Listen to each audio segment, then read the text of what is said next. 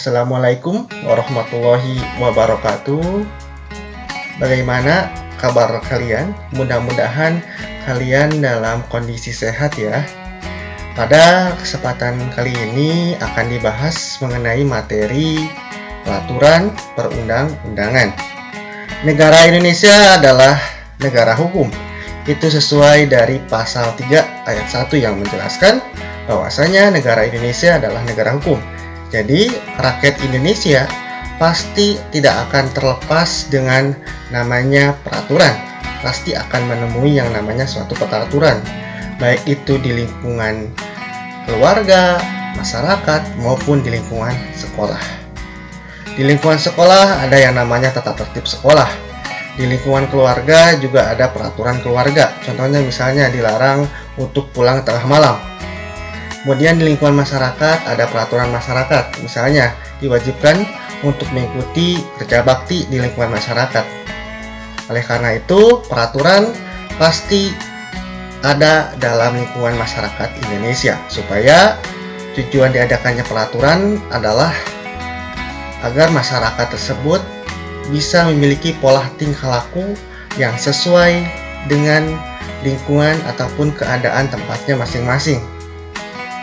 Nah, oleh karena itu, pemerintah dan juga beberapa lembaga-lembaga negara agar mengatur pola tingkah laku masyarakat Indonesia itu sesuai dengan kehidupan berbangsa dan bernegara yang dicita-citakan oleh negara, maka dibuatlah suatu tata peraturan perundang-undangan. Nah, apa saja sih yang termasuk dalam tata peraturan perundang-undangan? Nanti selengkapnya akan dibahas. Pertama yang harus dipahami adalah pengertian dari peraturan perundang-undangan. Peraturan perundang-undangan pengertiannya itu diatur dalam Undang-Undang Nomor 12 Tahun 2011. Pengertian dari peraturan perundang-undangan adalah peraturan yang memuat norma hukum yang sifatnya itu mengikat, berarti harus dipatuhi, dan juga secara umum, berarti berlaku bagi seluruh rakyat Indonesia, dan dibuat atau ditetapkan oleh suatu lembaga negara, misalnya DPR, MPR, atau lembaga-lembaga lain, maupun oleh pejabat negara yang berwenang, semisal presiden, gubernur, dan juga wali kota, melalui suatu prosedur-prosedur sesuai dengan peraturan perundang-undangan. Setelah memahami tentang pengertian dari peraturan perundang-undangan, selanjutnya kalian harus memahami tentang jenis atau hierarki dari peraturan perundang-undangan. Jenis atau hierarki dari peraturan perundang-undangan sudah diatur dalam pasal 7 Undang-Undang Nomor 12 Tahun 2011 yang terdiri dari 7 peraturan dari peraturan perundang-undangan. Yang pertama ada Undang-Undang Dasar tahun 1945, yang kedua ada Ketetapan MPR, yang ketiga ada Peraturan Pengganti Undang-Undang atau sering disingkat dengan Perpu, yang keempat Peraturan Pemerintah, yang kelima adalah Peraturan Presiden, yang keenam ada Peraturan Provinsi, yang ketujuh ada Peraturan Kota atau Kabupaten. Peraturan perundang-undangan yang pertama adalah Undang-Undang Dasar tahun 1945. Undang-Undang Dasar tahun 1945 adalah peraturan perundang-undangan yang paling tertinggi dibandingkan peraturan perundang-undangan yang lain. Mengapa disebut sebagai peraturan perundang-undangan yang paling tertinggi? Karena Undang-Undang Dasar tahun 1945 adalah peraturan yang pertama kali dibuat oleh negara Indonesia. Undang-Undang Dasar tahun 1945 disahkan oleh Lembaga PPKI pada tanggal 18 Agustus tahun 1945 bersamaan dengan diresmikannya Presiden dan Wakil Presiden yang pertama, yaitu Insinyur Soekarno dan Muhammad Hatta. Sehingga Undang-Undang Dasar tahun 1945 itu bersamaan dibentuknya dengan terbentuknya negara Indonesia. Undang-Undang Dasar tahun 1945 terdiri dari pembukaan yang terdapat 4 alinea, kemudian batang tubuh atau sering disebut dengan pasal yang terdapat 16 bab, kemudian 37 pasal dan juga 49 ayat. Dan juga ditambah dengan 4 pasal aturan peralihan dan juga 2 ayat aturan tambahan. Dalam pembukaan Undang-Undang Dasar tahun 1945 itu bersifat tidak bisa dirubah, karena apabila merubah pembukaan dalam Undang-Undang Dasar tahun 1945 berarti merubah juga keseluruhan dari negara Indonesia, baik itu lambang negaranya ataupun sistem pemerintahannya. Sedangkan untuk batang tubuh atau pasal-pasal dalam Undang-Undang Dasar tahun 1945 itu bisa dirubah sesuai dengan kebutuhannya. Maka sering terjadi yang disebut dengan amandemen atau suatu perubahan dalam pasal-pasal dalam Undang-Undang Dasar tahun 1945. Lembaga yang berwenang untuk mengubah pasal dalam Undang-Undang Dasar tahun 1945 adalah lembaga MPR. Undang-Undang Dasar tahun 1945 sudah terjadi 4 kali amandemen, yaitu pada tahun 1999, tahun 2000, tahun 2001, dan terakhir pada tahun 2002. Peraturan perundang-undangan yang kedua ada ketetapan MPR. Ketetapan MPR adalah merupakan suatu peraturan perundang-undangan yang dibuat oleh lembaga MPR ataupun MPRS yang sifatnya itu memaksa dan juga berlaku bagi seluruh rakyat Indonesia dan juga bagi anggota MPR. Setelah terjadinya suatu amandemen pada batang tubuh Undang-Undang Dasar tahun 1945 membuat lembaga MPR ini tidak lagi menjadi suatu lembaga tertinggi negara, digantikan oleh suatu kedaulatan rakyat. Tetapi ketetapan MPR yang sudah dibuat sebelum terjadinya amandemen Undang-Undang Dasar tahun 1945 masih dianggap berlaku sebagai suatu peraturan perundang-undangan. Yang ketiga ada Perpu atau Peraturan Pemerintah Pengganti Undang-Undang.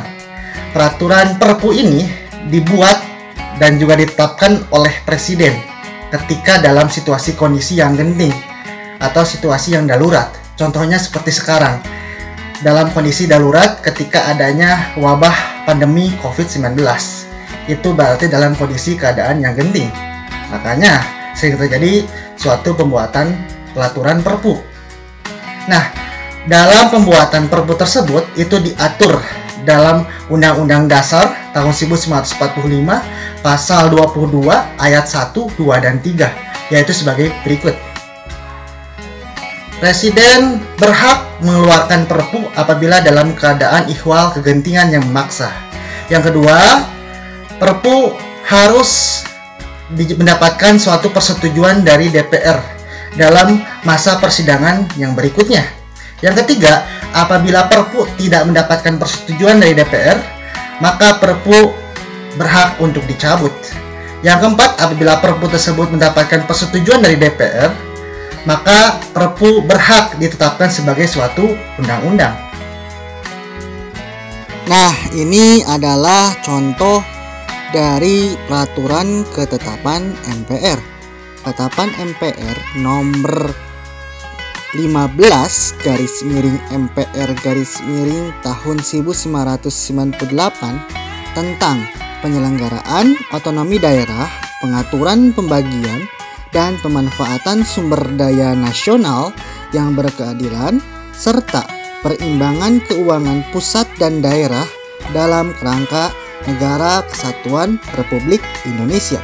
Jadi, peraturan ketetapan MPR ini adalah untuk diadakannya otonomi daerah supaya dapat membuat pemanfaatan sumber daya nasional yang berkeadilan. Jadi daerah-daerah yang bisa untuk mengadakan otonomi daerah harus dengan alasan memiliki sejarah ataupun budaya yang berbeda dengan daerah pusatnya, bisa untuk mengadakan otonomi daerah. Misalnya adalah contohnya Kota Banjar yang mengadakan otonomi daerah dari daerah Kabupaten Ciamis. Ini adalah contoh dari peraturan pemerintah pengganti undang-undang, yaitu Perpu nomor 1 tahun 2020 tentang kebijakan keuangan negara dan stabilitas sistem keuangan untuk penanganan pandemi Coronavirus Disease 2019 atau COVID-19 dan atau dalam rangka menghadapi ancaman yang membahayakan perekonomian nasional dan atau stabilitas sistem keuangan. Jadi, untuk mengatasi COVID-19 yang akan menimbulkan perekonomian Indonesia menjadi melemah, maka akan menimbulkan kebijakan-kebijakan untuk menstabilkan kondisi keuangan setelah adanya pandemi corona menurut adanya Perpu tersebut. Yang keempat adalah peraturan pemerintah. Peraturan pemerintah adalah peraturan yang dibuat oleh Presiden untuk menjalankan undang-undang sebagaimana mestinya. Ini sesuai dengan pasal 5 ayat 2 bahwasanya peraturan pemerintah itu ditetapkan oleh Presiden sebagai pelaksana kepala pemerintahan. Adapun tahapan dalam membuat peraturan pemerintah adalah sebagai berikut. Yang pertama, dalam tahap perencanaan dalam peraturan pemerintah itu disiapkan oleh kementerian atau suatu lembaga negara yang non-kementerian yang sesuai dengan bidang tugasnya. Yang kedua adalah dalam tahap penyusunan, itu dengan cara membuat suatu panitia antar kementerian atau lembaga negara yang non-kementerian. Yang ketiga adalah dalam tahap penetapan atau pengundangan dalam peraturan pemerintah, itu ditetapkan oleh Presiden sesuai dengan pasal 5 ayat 2, kemudian diundangkan oleh Sekretaris Negara. Nah, ini adalah contoh dari peraturan pemerintah. Peraturan pemerintah nomor 61 tahun 2010 tentang keterbukaan informasi publik. Misalnya, contoh dalam keterbukaan informasi publik, yakni masyarakat memiliki hak untuk mendapatkan keterbukaan informasi, terutama dalam informasi, contohnya berapa jumlah orang yang terkena positif COVID-19 di tiap-tiap daerah, supaya membuat masyarakat itu mendapatkan informasi yang bermanfaat dan juga bisa berhati-hati. Yang kelima adalah peraturan Presiden. Peraturan Presiden adalah peraturan perundang-undangan yang dibuat oleh Presiden untuk menjalankan peraturan perundang-undangan yang lebih tinggi dari peraturan Presiden dan juga menjalankan kekuasaan pemerintahan. Peraturan Presiden dalam tahap pembuatannya itu diatur dalam pasal 55 nomor 12 tahun 2011, yaitu sebagai berikut. Yang pertama adalah dalam tahap perancangan peraturan Presiden itu dibentuk panitia antar kementerian atau lembaga negara yang non-kementerian. Yang kedua, dalam tahap pengharmonisan, pembulatan, dan penetapan konsepsi rancangan peraturan Presiden itu dibuat oleh seorang menteri yang mengurusi urusan pemerintahan dalam bidang hukum. Kemudian yang ketiga, dalam tahap penetapan dan juga pengesahan, yaitu oleh Presiden. Ini adalah contoh dari peraturan Presiden, yakni Peraturan Presiden nomor 82 tahun 2018 tentang jaminan kesehatan. Ini dilaksanakan oleh pemerintah supaya bisa masyarakat mendapatkan suatu jaminan fasilitas kesehatan. Oleh karena itu, pemerintah untuk membuat hal itu bisa terjamin dengan mengadakan program BPJS. Yang keenam adalah peraturan provinsi. Peraturan provinsi adalah peraturan yang dibuat oleh DPRD provinsi lewat persetujuan dari seorang gubernur. Peraturan provinsi juga dibuat untuk memenuhi kebutuhan daerah provinsi, misalnya anggaran pembangunan daerah provinsi. Peraturan provinsi juga bisa dibatalkan apabila bertentangan dengan peraturan yang lebih tinggi dari peraturan provinsi. Nah, untuk tahap pembuatan dari peraturan provinsi itu diatur dalam Undang-Undang Nomor 12 Tahun 2011, yaitu sebagai berikut. Yang pertama, rancangan peraturan daerah tersebut diajukan oleh DPRD provinsi kepada gubernur secara tertulis. Kemudian yang kedua, DPRD provinsi dan juga seorang gubernur itu membahas rancangan peraturan daerah tersebut. Kemudian yang ketiga, apabila muncul suatu persetujuan bersama antara gubernur dan juga DPRD provinsi, maka rancangan peraturan daerah tersebut disahkan oleh gubernur menjadi peraturan daerah atau suatu undang-undang. Kemudian apabila seorang gubernur yang mengajukan rancangan peraturan daerah, maka pertama Gubernur mengajukan rancangan peraturan daerah tersebut kepada DPRD Provinsi. Selanjutnya DPRD Provinsi dan juga Gubernur mengadakan pembahasan rancangan peraturan daerah. Yang ketiga, apabila mendapatkan persetujuan bersama antara Gubernur dan juga DPRD Provinsi, maka rancangan perda tersebut itu disahkan oleh seorang gubernur menjadi sebuah peraturan daerah atau undang-undang. Ini adalah contoh dari peraturan provinsi.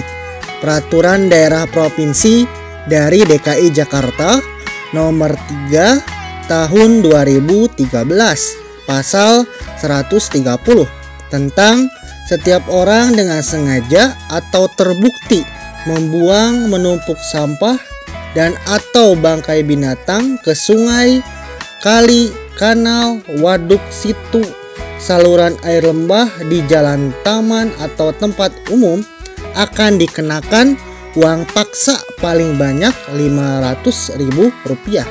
Jadi hati-hati kalau membuang sampah sembarangan di daerah Jakarta, maka Rp500.000 akan menjadi denda. Yang ketujuh adalah peraturan kota atau kabupaten.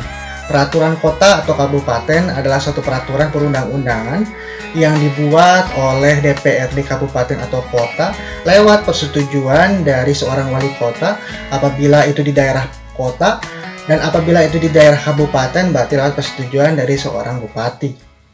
Peraturan kota ataupun kabupaten itu adalah dibuat untuk memenuhi kebutuhan dari daerah kota ataupun kabupaten tersebut, sehingga dalam membuat suatu peraturan kota ataupun kabupaten itu pasti berbeda-beda dari tiap-tiap daerah tersebut.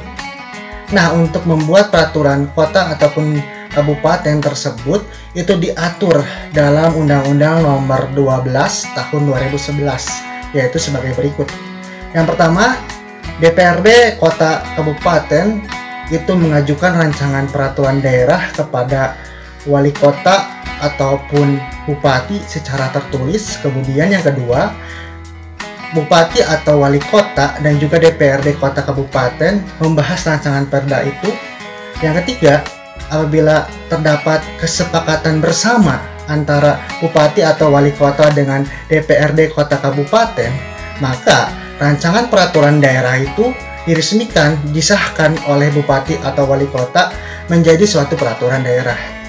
Kemudian apabila peraturan daerah itu diajukan oleh wali kota atau bupati, yang pertama bupati atau wali kota mengajukan rancangan peraturan daerah kepada DPRD Kota Kabupaten secara tertulis. Yang kedua, bupati atau wali kota membahas dengan DPRD Kota Kabupaten tentang rancangan peraturan daerah tersebut. Yang ketiga, apabila terjadi suatu persetujuan bersama antara bupati dan juga wali kota dan DPR Kota Kabupaten, maka rancangan peraturan daerah tersebut itu disahkan oleh wali kota atau bupati menjadi suatu peraturan daerah. Nah, ini adalah contoh dari peraturan kabupaten kota. Peraturan daerah dari Kota Banjar nomor 1 tahun 2016 tentang retribusi tempat-tempat khusus parkir.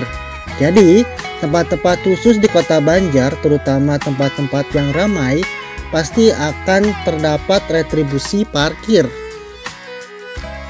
Mungkin itu materi yang dijelaskan mengenai peraturan perundang-undangan. Semoga materi yang sudah dijelaskan tersebut itu bermanfaat buat kalian. Tetap jaga kesehatan dan terima kasih.